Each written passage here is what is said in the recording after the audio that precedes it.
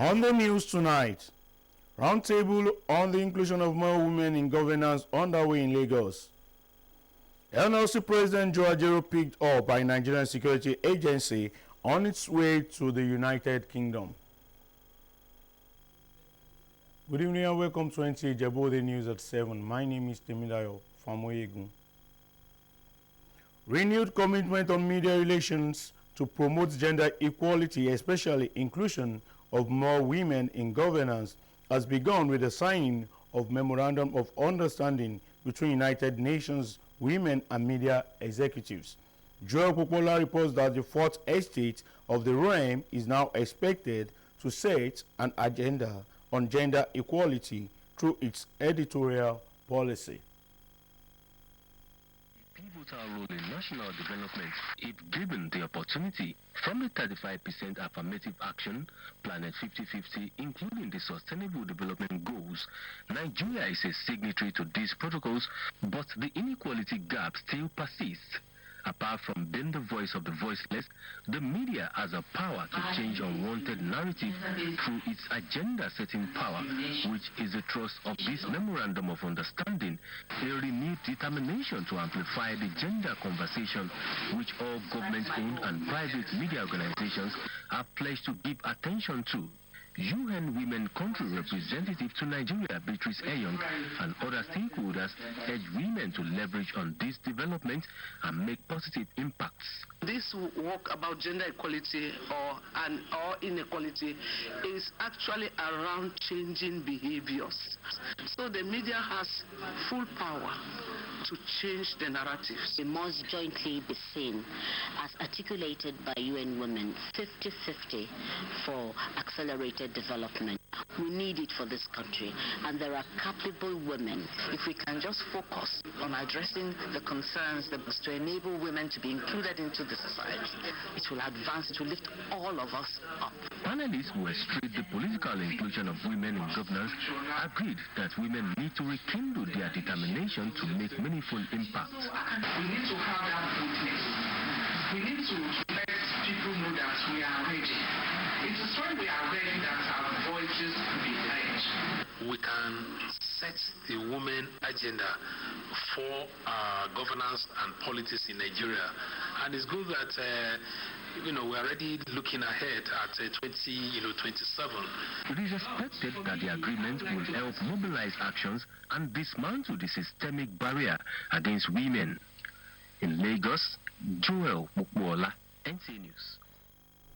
As the clock ticks on local government elections across the country, Osun State Electoral Commission says the state has taken adequate steps to ensure a seamless and itch-free elections, as well as to ensure that court ruling on local government autonomy is adhered to. Hani Daniels has details. Osun State, like other states in Nigeria, is bracing up for the 2025 local government elections. The state electoral chairman, Hashim Abioye, is certain there won't be hitches because the state gave notice of the local government elections since February 25th this year, even before it was conceived by the Federal High Court. To this end, Abioye says the state is working with the provisions of the Electoral Act and the Osun State Independent Electoral Commission law. So you will see that Osun State is not part of those states that are doing rush arrangement. So Osun State is an exception. And you can see that the process, we are following the process step by step, one after the other. And every step of the way, we're carrying people along, the relevant stakeholders. The stage we are now is that nominations have closed, political parties have submitted a list of their candidates, and the candidates have submitted their nomination forms. We are at the stage of verification. After the verification, we push the outcome of the verification exercise to the political parties and their candidates, and after that we'll publish names of cleared candidates. Meetings with stakeholders have been on, and they described the implementation of the local government autonomy as a positive developmental step. We can contact all those elected at local government level before we can contact the state and the national level. So if they have the access directly to their fund, they will be able to perform diligently. Already, a number of seasonal lawyers have been inaugurated to look into the Federal High Court's decision on local government area allocations. In Oshobo, Annie Daniels, NTA News.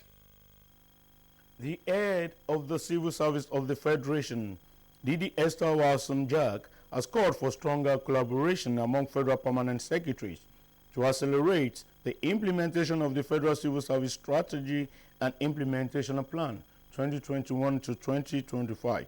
She emphasized this at the inaugural retreat for federal permanent secretaries with the theme Accelerating Public Service Reforms Toward Effective Service Delivery. Haman Jabani reports.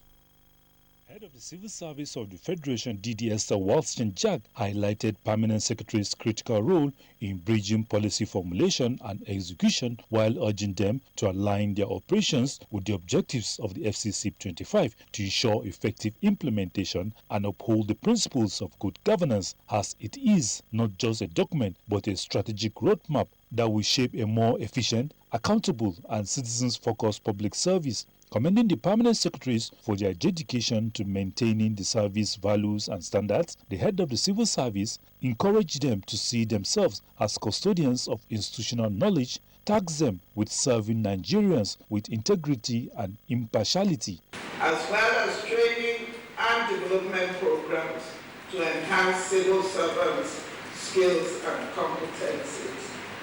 We must address the challenge of engaging and retaining the nation's brightest and best.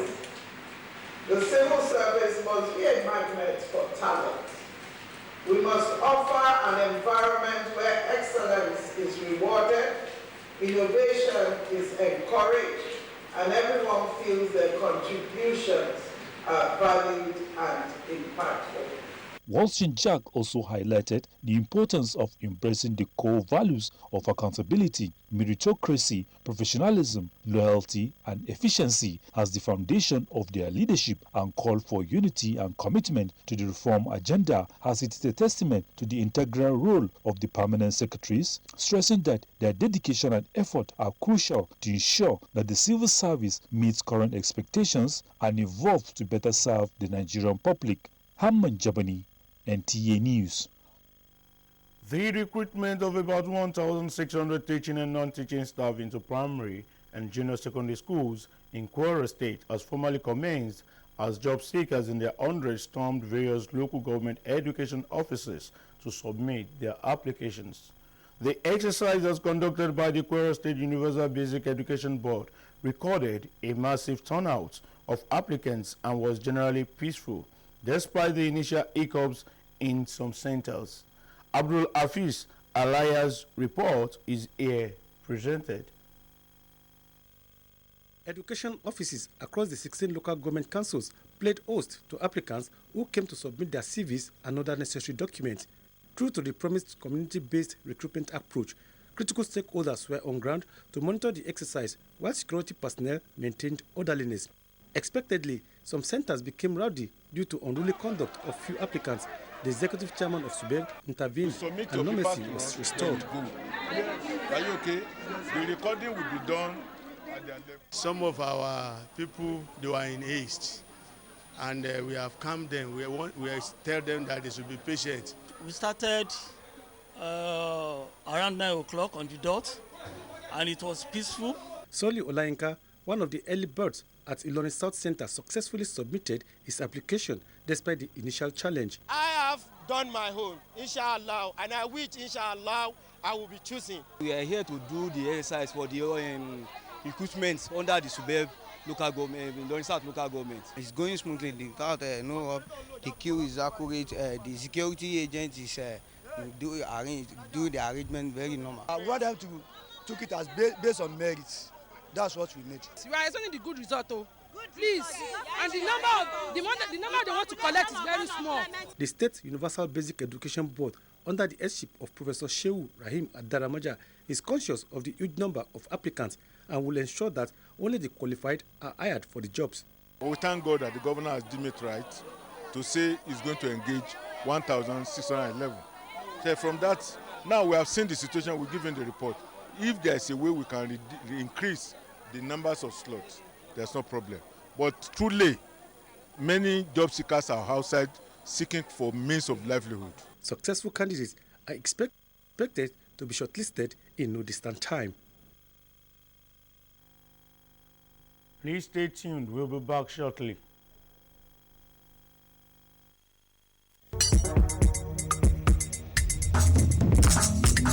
Ààrẹ gómìnà Ọbaládé àgbà ọ̀dọ́ àtọmọdé jákèjádò àti gbèdé NTA Ìjẹ̀bú Òde. Ààrẹ gómìnà Ọbaládé àgbà ọ̀dọ́ àtọmọdé jákèjádò àti gbèdé NTA Ìjẹ̀bú Òde.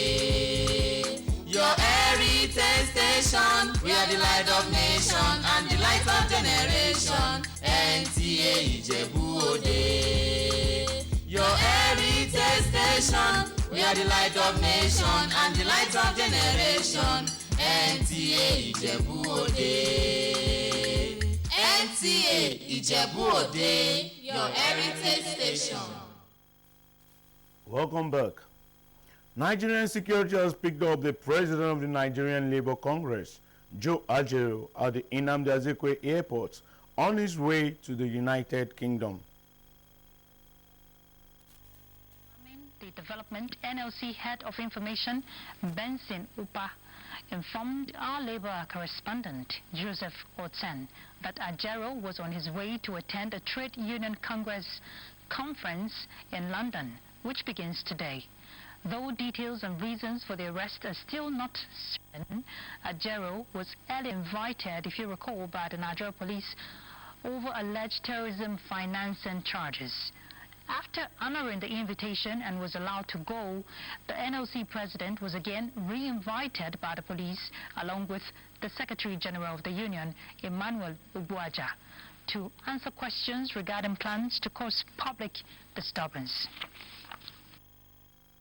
Meanwhile, National Administrative Council of the Nigerian Labour Congress has demanded the immediate and unconditional release of NLC President Joseph Ajaero before 12 midnight today.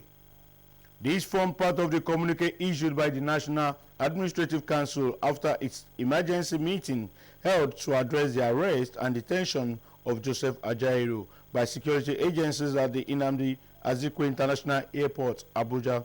While en route to the United Kingdom to attend the Congress of the Trade Union Congress (TUC) of Britain, the union is of the view that the NLC president was lawfully discharging his duties to represent Nigerian workers at the Congress and had not committed any offense warranting such action. Consequently, the National Administrative Council session has summoned an emergency meeting of the National Executive Council tomorrow, the 10th day of September 2024, to taking compelling actions to engage the current situation. The need for engagement of independent tax inspections to deepening transparency and accountability, as done in other climes, maximizing taxes for sustainable development, has re-echoed on Good Morning Nigeria. Guests on Good Morning Nigeria believe grey areas in the proposed progressive taxation of government must be tackled. Lydia Sampson reports. Taxation has contributed enormously to most tax-dependent economies. However, to mitigate tax evasion, independent tax inspectors, the guests say, play key roles. Our population is only 18%, our GDP is only 18%. So entrepreneurship is a major latent competitive advantage for Nigeria. So if you want this economy to grow, you have to pay specific attention to this category. So the floor was 25 million before they get into the tax net in terms of VAT and all of that. They have recommended to raise it to 50 million, which is excellent, because it just want to let them grow so that the economy will grow. Most of these developed economies, they rely on taxation. We call them tax-based economy. But countries like Nigeria that are endowed with natural resources will tend to be emphasizing more on these natural resources than taxation.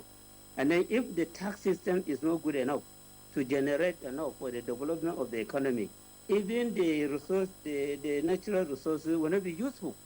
They are optimistic that holistic deployments of technology with inputs of taxes channeled to a single server can begin changing. Whoever calls tax diversity is lying. Tax is first before you talk about petroleum. Why are we having tax when the Europeans are using granite? All these things are taxes that are paid, and they were using it to move the country forward. They applauded the framework of reform by the Federal Government Committee on Taxation, but urged government to ensure high-net-worth individuals and companies pay commensurate taxes. They are emphatic that tax evasion and evaders face stringent penalties across sectors. In Abuja, Lydia Samson, NTA News. Here ends the news tonight. Good night.